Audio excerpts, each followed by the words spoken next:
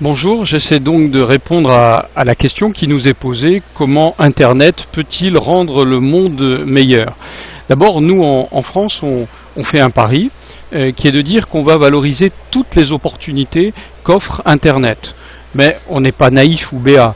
On sait aussi que Internet, s'il peut valoriser le meilleur, peut aussi véhiculer le pire. Le pire, c'est le terrorisme, c'est la cybercriminalité, c'est la pédopornographie. Or, nous, ce qui nous intéresse, c'est de lutter contre ces effets pervers et utiliser le meilleur d'Internet. Et le meilleur d'Internet, c'est à la fois des contenus qui sont en train de s'enrichir, des usages, le fait que chacun va pouvoir de plus en plus se former, s'éduquer, vérifier sa santé, être connecté partout, en tout lieu, avec tout le monde, ses amis, ses proches, sa famille, etc.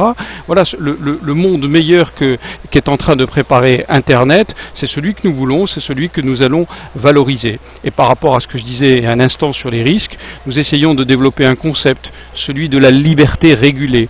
Internet est né de la liberté, se développe grâce à la liberté, et il ne s'agit pas de la restreindre. Et en même temps, un peu comme le capitalisme doit être régulé, Internet doit être régulé pour que nous en conservions le meilleur. Et en même temps, on sait qu'il y a des besoins d'infrastructures. Pour que tout le monde ait accès à ces contenus et à ces usages, il faut développer des infrastructures. Le haut débit pour tous en France et si possible en Europe, puisque la France va bientôt conduire la présidence française de l'Union européenne.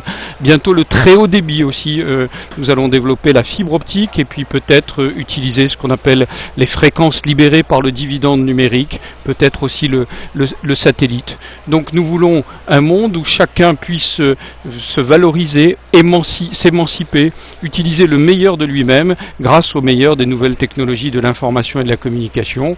Ce meilleur des mondes au sens positif du terme, c'est celui que nous essayons de construire. Il n'est pas encore acquis, il demande du volontarisme et de la lucidité. J'arrête là.